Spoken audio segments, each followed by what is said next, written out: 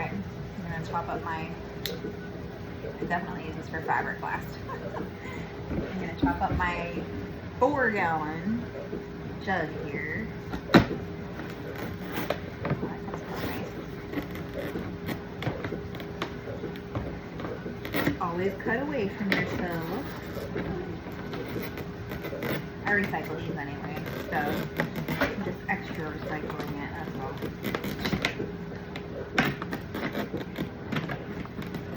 I'm sure there's somebody on here watching this going, there's an easier way to do that. I don't know what that is, but hey, this way works. So now I'm gonna fill this up with water, and it says to use warm water, so I'm gonna fill it up with warm water and dump the dye in.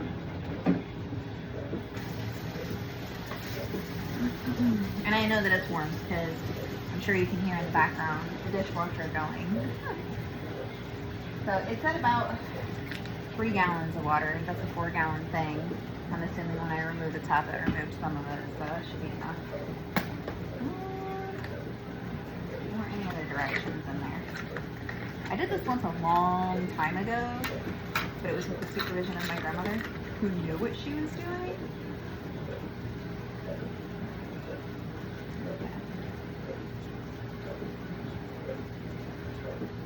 Pre-washed fabric. Okay, prepare dye solution. Dissolve the dye powder completely. It says 2 cups of water for every pound. Well, that's definitely more than 2 cups. So I'm not going to do the 4 gallons that it suggested online then, because that said 2 cups, not 4. Okay.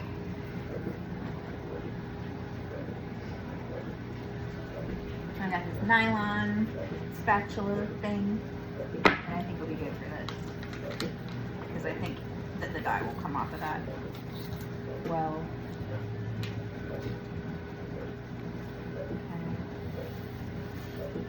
That is black. It was very cauldron-y. Nothing to it but to do it. Let's just see what happens. I was talking to my aunt the other day, and I have decided that my motto since moving to North Carolina has just been fat folk life. And for censorship reasons, we'll say it means fumble around and find out. Alright, so what I am noticing is that this water is not quite deep enough to fully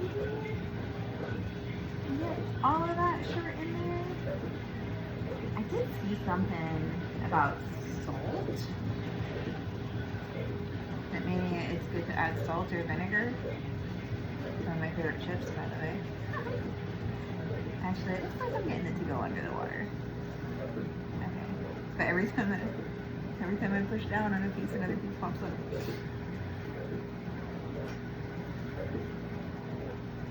I'm assuming it's important for it to all be under there. I'm not going for tie-dye. Okay.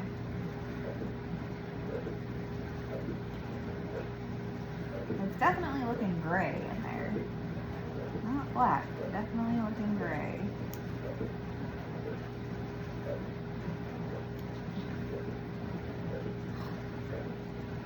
Okay, it's all under there now. So let's see. Sink or bucket method. Wear rubber gloves, fill a plastic bucket. Okay, it does say 3 gallons of water for every pound of fabric. Add the pre-dissolved dye solution to the, oh, I see. I was supposed to mix the mix with hot water, 2 cups, and then add it, whatever. I feel like that's not gonna make a difference. Okay, for best results, add a cup of salt or a cup of vinegar. But that says for nylon, silk, or wool. Oh, add a cup of salt for cotton, rayon, or linen. Add a teaspoon of liquid dish detergent. Submerge unfolded wet fabric into dye path. Stir consistently for 30 minutes. Oh. Alright. Okay, Echo. Set a time for 30 minutes.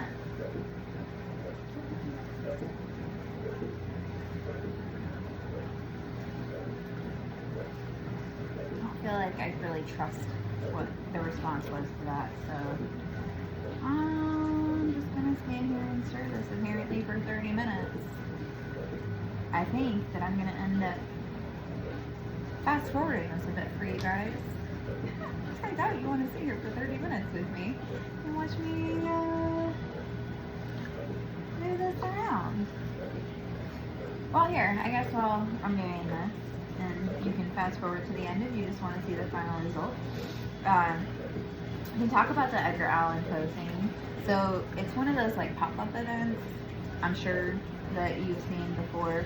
I moved to Lenoir, North Carolina from Florida, and they constantly had these events in Tampa.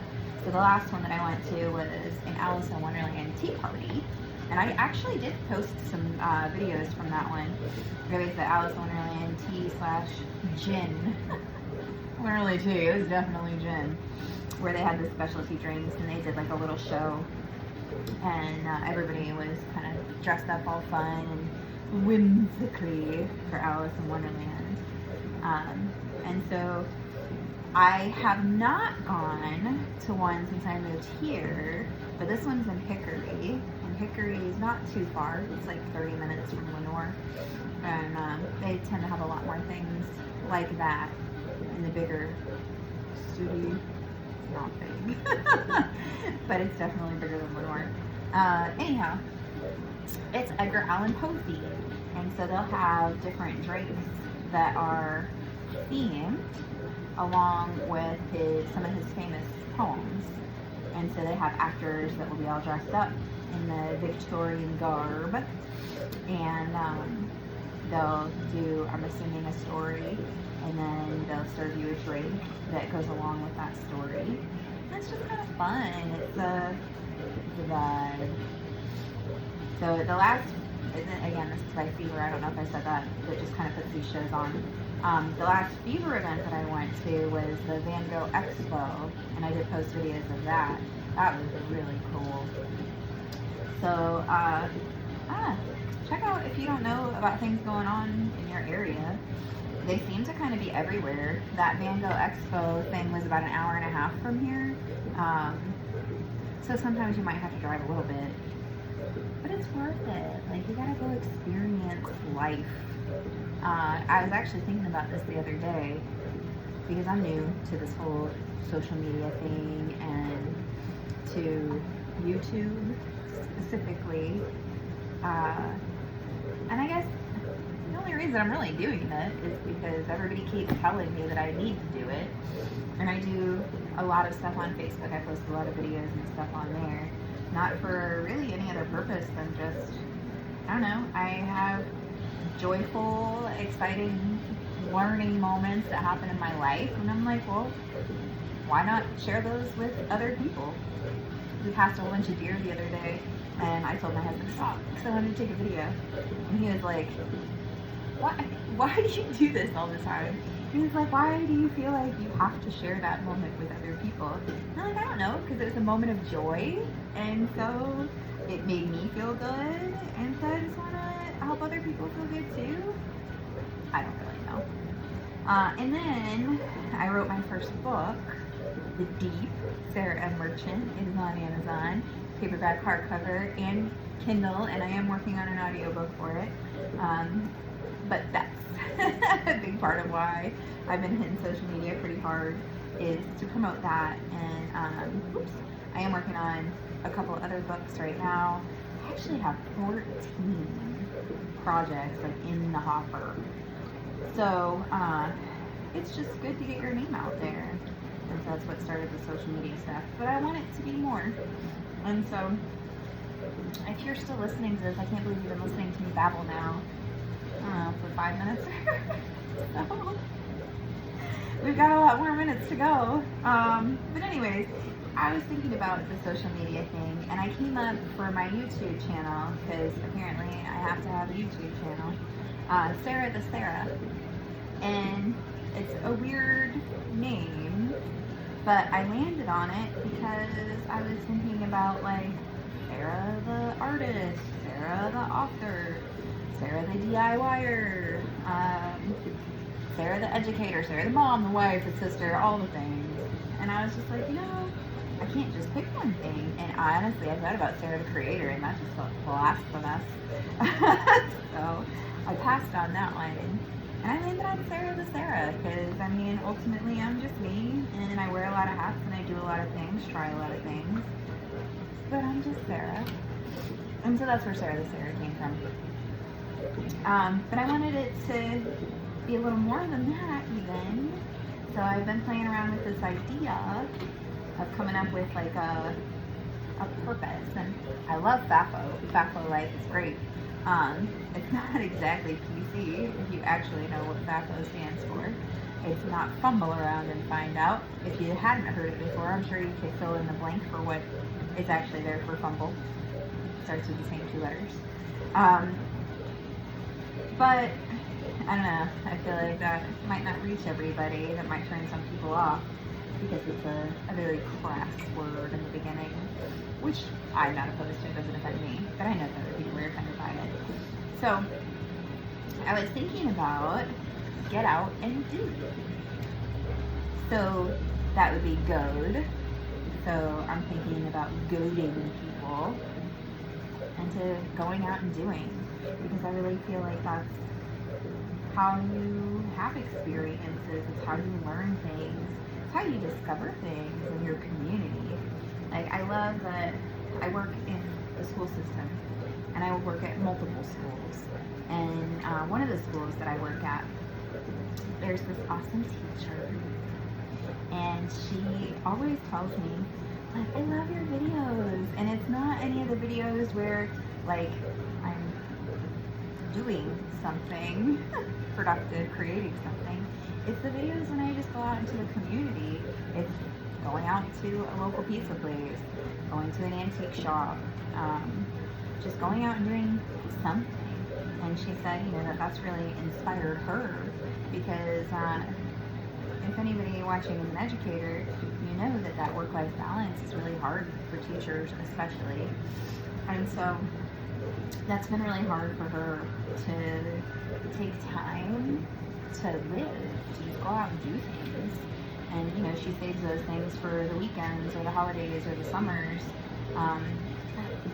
Gosh, what about, think about all of that time that's, I don't want to say wasted, but all of that opportunity to go out and gain new experiences, find new passions, and hobbies, whatever.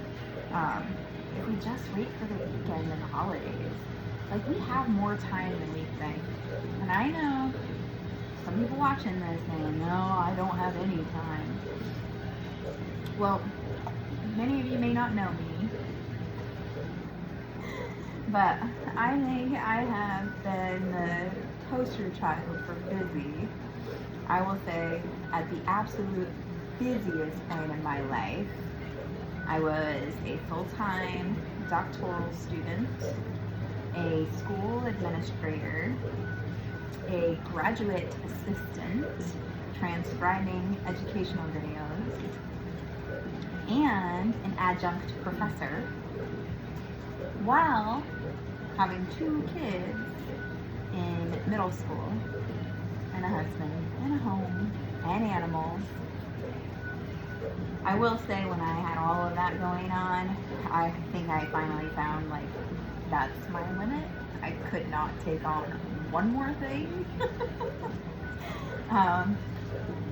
But even with that, all of that stuff, and that very busy time, I found time to still relax and to be and to enjoy. And I will say part of that is that I enjoyed all of those things that I was doing, and that makes a big difference too. I love learning. I love working. I know, I'm a psycho. And I loved being a mom and a wife and all of those things. And I've always been very intentional about putting my relationship ahead of everything else, even kids. I know. But my husband and I have been together since I was 16, and I'm 40, so it's working. We have a very happy, enjoyable, healthy relationship, and I think that that's been because we've always put each other first, and we've always allowed each other to pursue the passions, the things that bring us joy, the things that make us happy. So anyhow, I want to pass that on to other people, and I want other people to get out and do. And so, or it could be get out and discover. I don't know, like Nike, just do it. They have the swoosh to represent that. But anyhow, that's just a thought I had, is that maybe I want to start goading people in a good way. Alright, I've been talking already now for 10 minutes, guys. It's only been 10 minutes. I don't know if I can keep this up. I'm definitely staining my counter a little bit. So if you're going to do this, maybe consider like a cheap tablecloth to put down. It's still very gray so far. Like a very dark gray. I mean, honestly, I'll take gray over white. If that's what it ends up being, I'm okay with that. You hear my snippets? It is incredibly cold outside right now. So we are in the midst of what they're dubbing Snowmageddon 2026. And I actually went sledding in my backyard for the first time yesterday, which was fun. Florida native. Never experienced living in snow. I've seen snow before, but never experienced living in it. And it's been fun and a learning experience. I did not know that it's not a good idea to drive without clearing all of the snow and ice off, more so the ice than the snow, because it can cause cracked windshields and stuff, which makes sense. Like, I feel like that's common sense if you've grown up with it. I did not crash anybody's window, but my neighbor was nice enough to kind of educate me on that. And we had gotten a little creative with how to get the ice off of the vehicles, because of course we don't have snow scrapers. Having snow and ice here is very weird. Like, it's not a normal thing for this area, and so we're not prepared. A lot of people are not prepared. So anyways, my husband was using a metal spatula to scrape the ice off of his truck, and some of you commented on it saying, it's not really a good idea unless you plan on giving your truck a new paint job. He was very careful. There were no scratches, but you guys are right. And some other tricks, like we did preheat the car, but it was very thick ice, and so even though we preheated it enough to like defrost the windows and stuff, it wasn't enough to melt all the ice off of the hood, and so that's what he was using the spatula for. And then yesterday, my lovely neighbor offered to let me borrow her sled, and so I had to drive over there to go get it. And again, still an ice scraper. I was not confident enough to use the spatula because I wasn't confident that I could do it without scratching the vehicle. So I grabbed a cutting board, a glass cutting board. Not sharp. I know you hear glass and it sounds sharp. I said it to my aunt. She's like, what? But I think I posted that video on here too if you want to go see that. But essentially I was using it because it was flat and I could run it across, and it's beveled, so there was no like scraping of the vehicle, and I was able to like shovel it almost off, and so that worked out fine. But my neighbor that I went to get the sled from did give me good advice. She told me that Aldi has this little ice scraper for very cheap, and it's right up the road. So I did get one today. So I now have an official ice scraper. So no more possibly scratching the paint job and blinding somebody by having big chunks of ice fall off and hit their windshields. Because even though this is not normal for this area, we're still supposed to get more snow, possibly tomorrow and the next day. And it did snow once last year too. So I think what used to not be normal may start becoming normal. But the sledding adventure was fun. We do have a massive hill on the side of our house. And I had told my husband that that was my goal, was to sled down that. I also said, I'm going to try the smaller ones first, because again, never done this before. And I'm very glad that I did, because I quickly realized that that would be a very dumb idea. So I did do that. Let's see, what else can I talk to you about? This video is 20 minutes long so far, which means, let's say, 47, I don't do math well, 13, 15 minutes of stirring this, so that's another 15 minutes to go.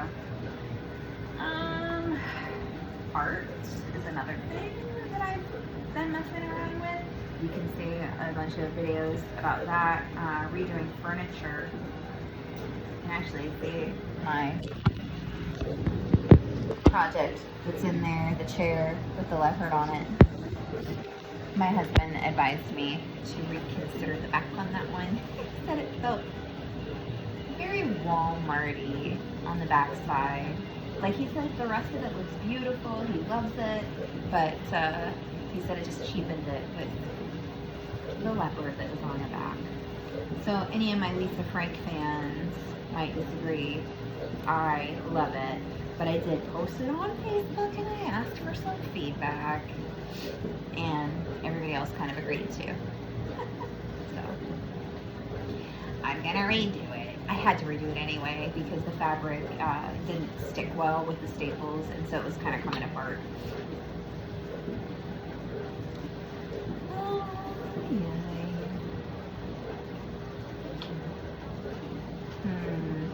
What else can I tell you about?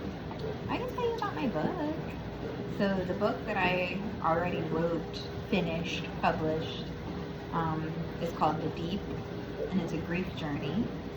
It's fully fictional, but it's about a young woman named Celeste, and she is definitely experiencing some major trauma. You don't know what the trauma is in the beginning. It's kind of a big mystery. I have loved hearing people's theories, and there have been quite a few that have had very similar theories that were wrong, but I love that they were wrong because it means that I had a good twist in there.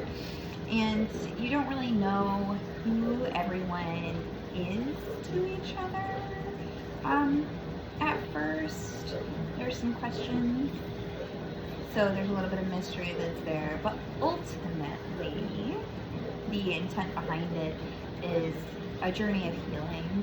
And so there's this big traumatic thing that's happening, and everybody's kind of traversing it a little bit differently that's involved.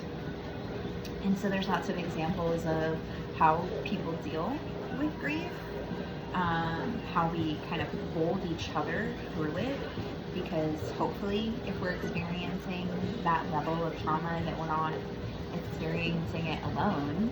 And so as somebody who is both living it and supporting the other people living it, I think it's a good look into other people's perspectives, and hopefully give some understanding about sometimes we can get wrapped up in ourselves and not really think about how things are affecting other people, but they're also going through things with you.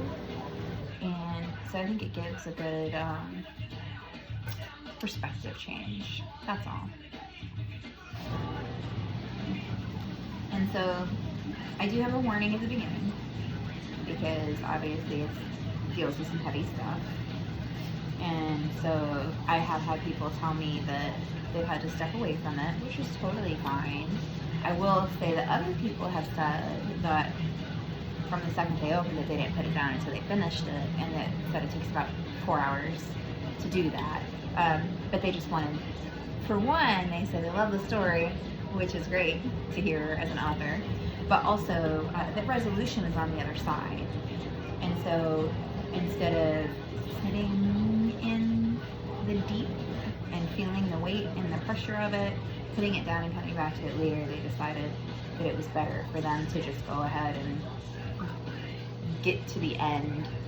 So that's what they did. And I'm just realizing the music that I have on in the background, I don't know if you guys can hear it. I don't know if YouTube's gonna pick up on it and give me a copyright issue and void all of this audio. If it does, in that case, I will probably just speed this whole thing up and have some music behind it and do like a voiceover explaining what I'm doing. And you guys are gonna miss all of this wonderful dialogue that's happening.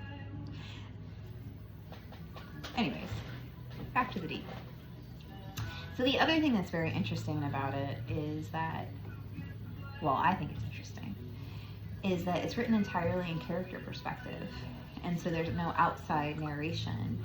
And I couldn't find any other books that really did that. But because I did that, and because I am not a trained writer, a trained author, I didn't know that there are rules typically about perspective changes, and that typically you only have 1, maybe 2 perspectives per chapter, but that's it. And so I don't do that.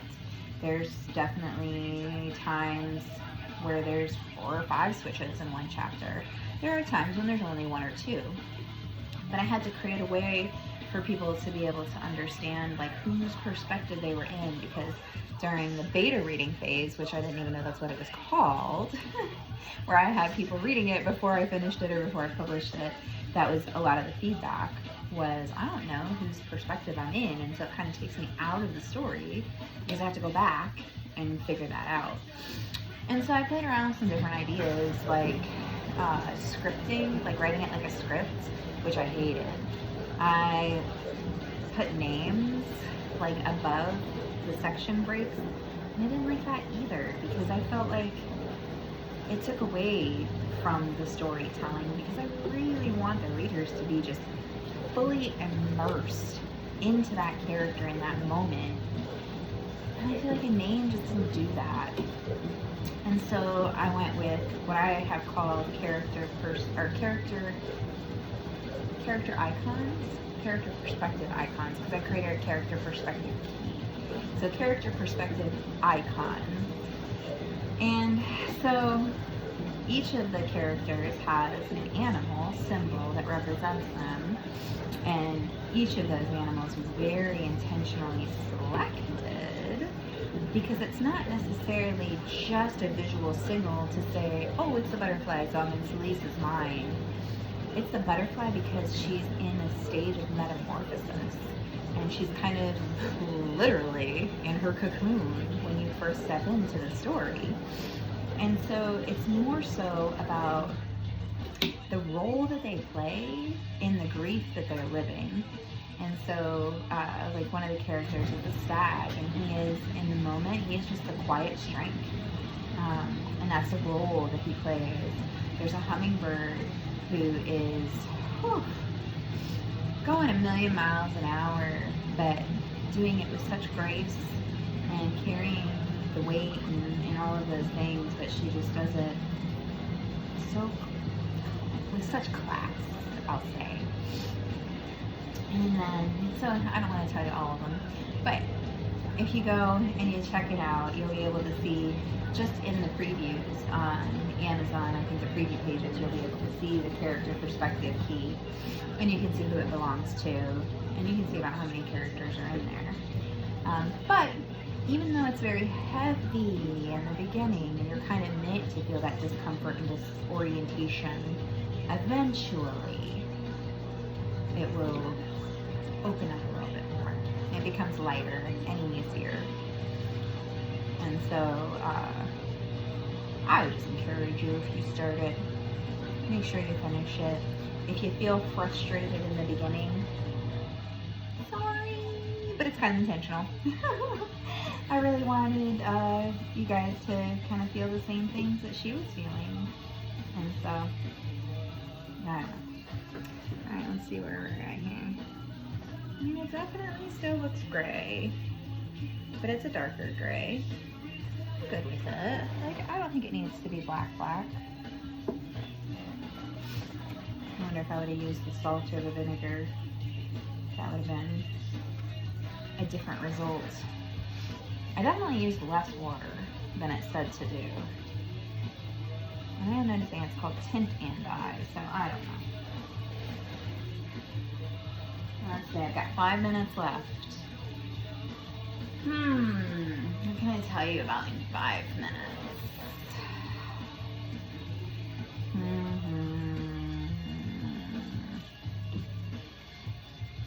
Trying to think if I can tell. No. I can tell you about the next book. That one's a lot more personal.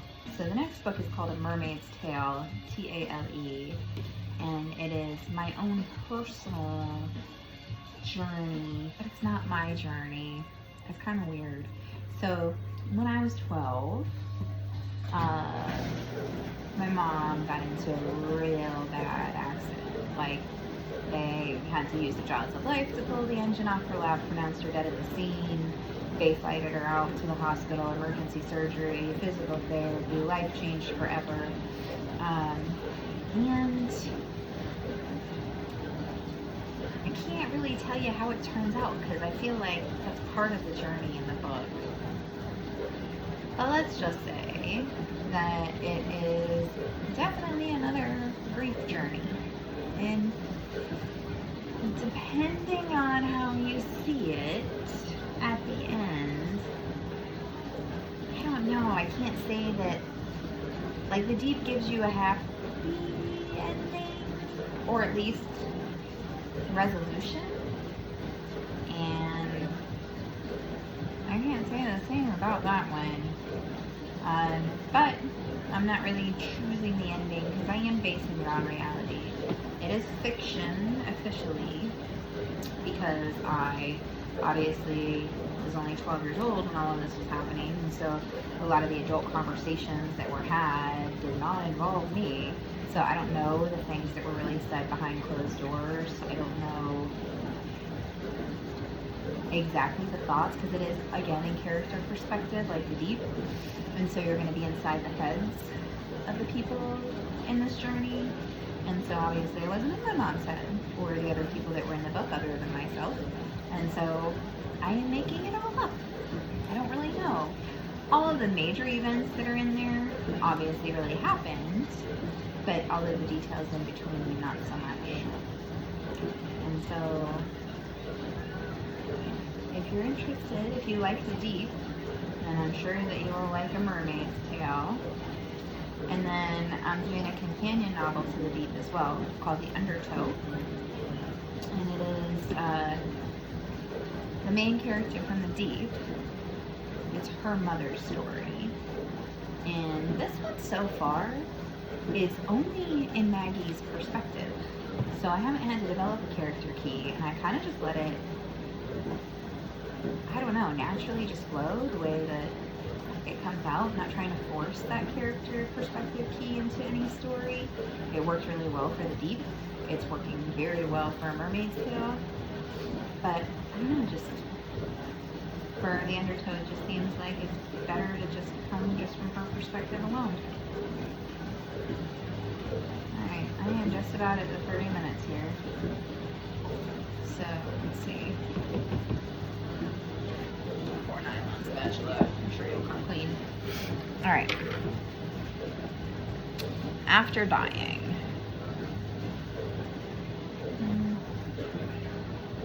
Rinse with cool water until rinse water begins to run clear. Wash in warm water with mild detergent by hand or in your washing machine with an old towel. Alright, well, I guess that's where our journey ends together for today, for this moment. And I can post another quick video later about how it officially turned out. But I am definitely going to be leaving the kitchen, so gray. Gray is good. I'm good with gray.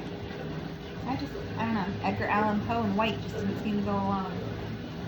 So, alright. Well, thanks for hanging out with me for 35 minutes. And I hope that you got something out of this long rambling of nothing. Nice to meet you.